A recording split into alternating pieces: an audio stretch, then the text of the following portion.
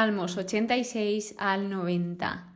Durante toda la Biblia se nos va enseñando sobre los tiempos de Dios, que son perfectos, que Él sabe cuándo poner cada cosa en su lugar, Él sabe el tiempo ideal, y también nos habla de nuestros tiempos, porque también son importantes, ya que pues nosotros tenemos un tiempo limitado en nuestra vida y nuestra vida es muy breve. Entonces, lo que se nos está invitando es a vivir cada segundo, a no desperdiciarlo, pues básicamente a ser felices con nuestro día a día, tanto con lo extraordinario cuando venga, que son en muchas menos ocasiones, como con lo ordinario. Nos enseña a hacer lo ordinario extraordinario. Y esto es algo que nos va a enseñar Moisés, Moisés en el episodio de hoy, en el último salmo que trataremos. Pero vamos a empezar por partes y empezaremos por el Salmo 86.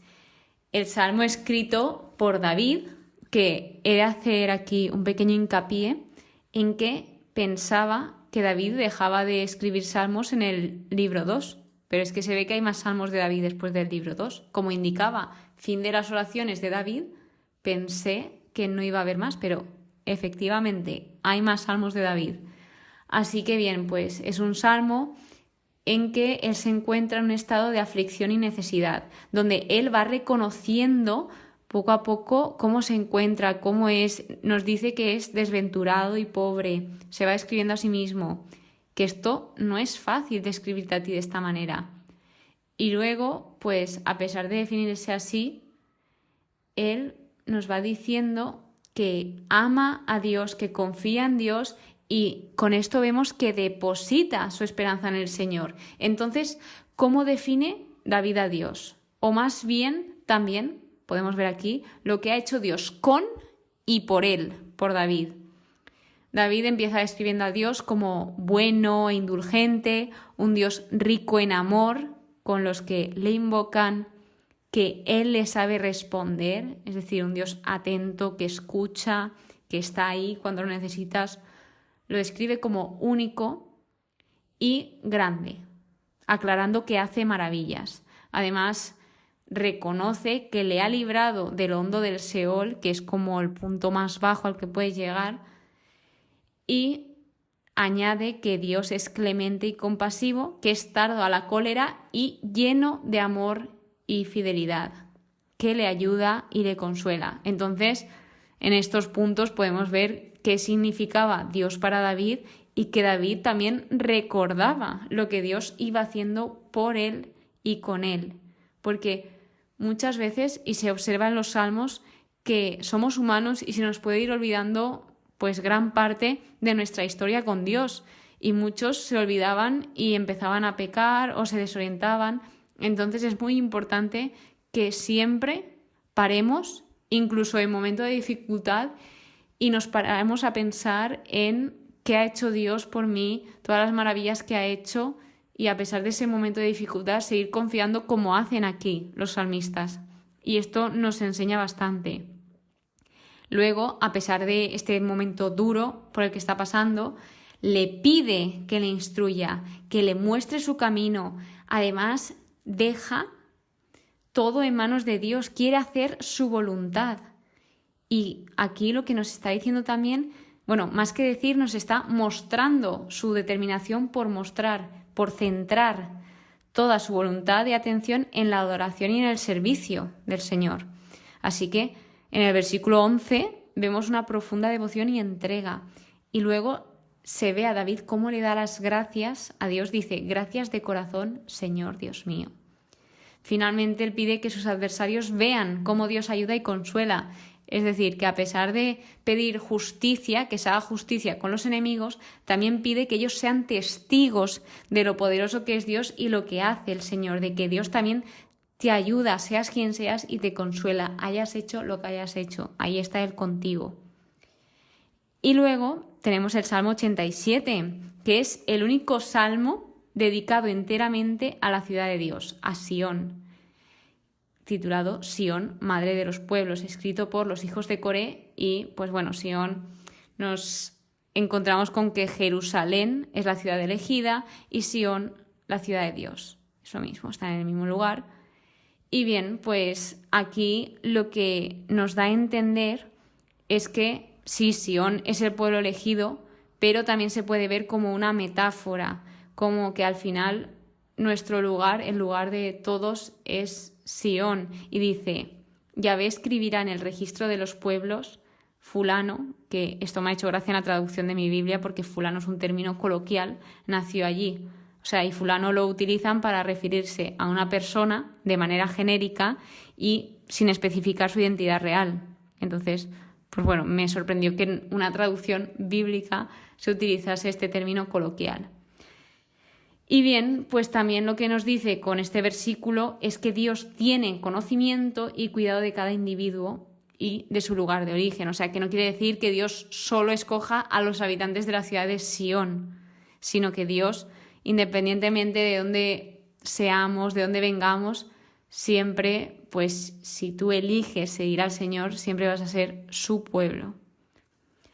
Y bien, pues en el versículo 7 dice algo precioso que es: todos ponen su morada en ti, reconociendo aquí el salmista que toda la vida e identidad tienen su origen en Dios. Y bueno, este salmo lo que destaca, su tema, podemos observar que es la grandeza y el amor de Dios hacia Sión. Y continuamos con el Salmo 88, que en este capítulo tenemos salmos muy particulares y como muy destacados, porque el Salmo 88 es un lamento en la extrema aflicción y este es el único salmo de angustia en que no se expresa ninguna esperanza. El único salmo que se encuentra una persona, bueno, en este caso dice que está escrito por los hijos de Coré y Emán el indígena, que Emán el indígena era músico y sabio en la corte del rey David y está mencionado en el primer libro de Crónicas, en el capítulo 2, versículo 6, de la tribu de Judá. Y pues básicamente lo que hace este salmo, lo que nos dice, es una persona que está muy mal.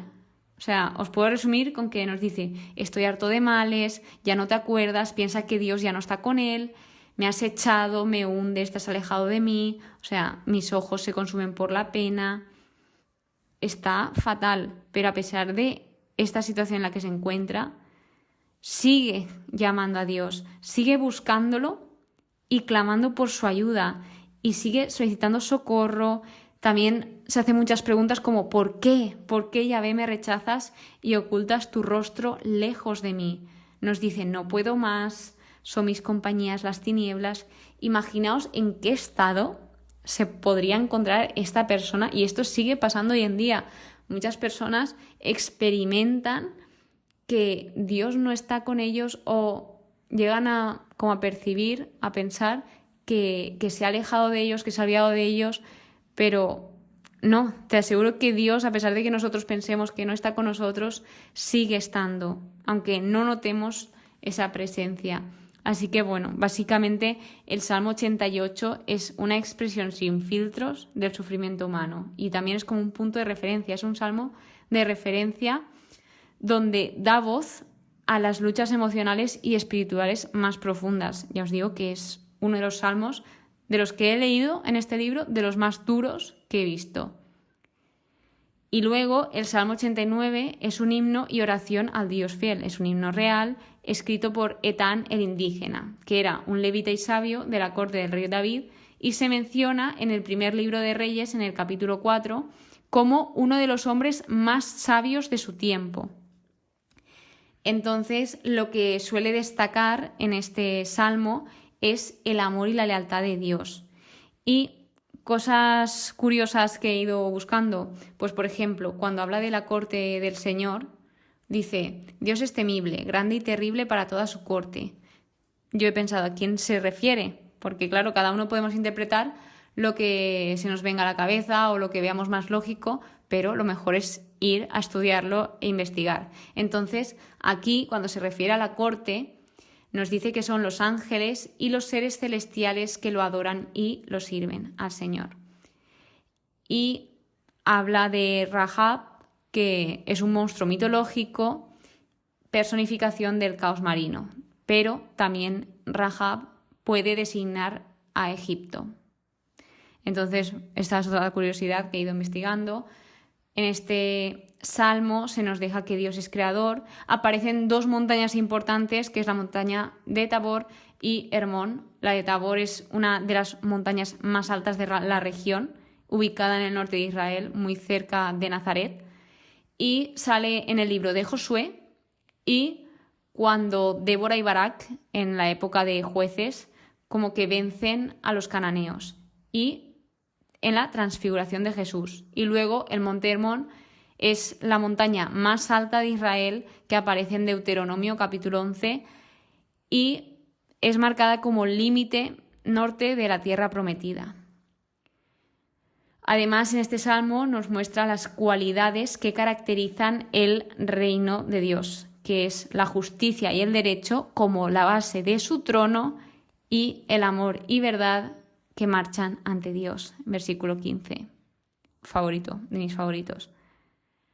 En el versículo 17 también nos aparece el salmista dándonos a entender que él vive entusiasmado, y también se nos invita a que vivamos entusiasmados, con emoción. Cada situación que nos toque vivir, pues que le veamos un propósito y que exprimamos esas situaciones, que aprendamos de todo.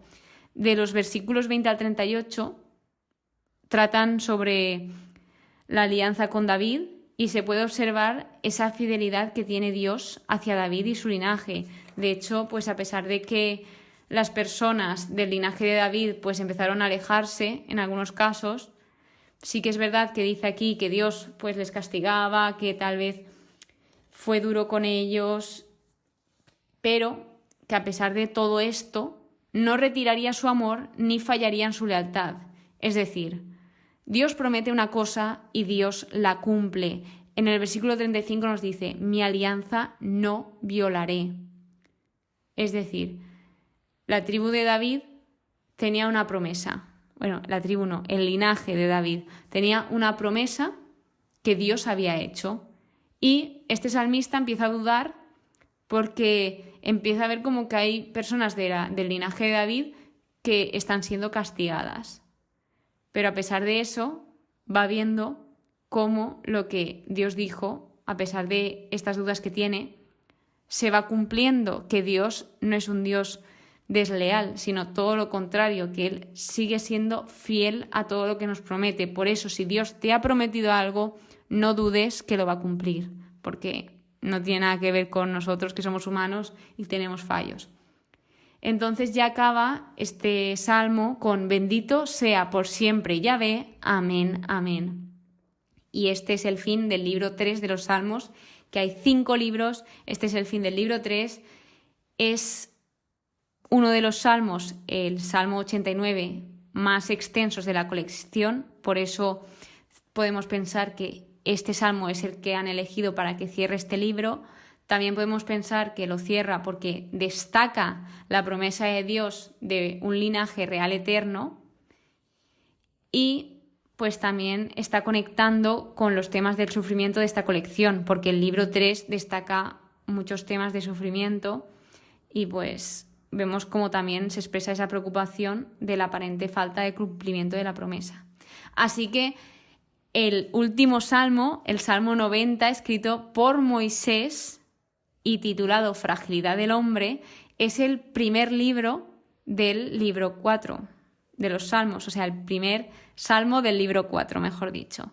Así que este libro lo suelen llamar el libro de los salmos no celestiales, es decir, es un libro que habla sobre cosas terrenales, y los temas que trata son la brevedad de la vida, la protección de Dios, la importancia de alabar al Señor, el poder y estabilidad que Dios otorga a su pueblo y la injusticia que se percibe en el mundo.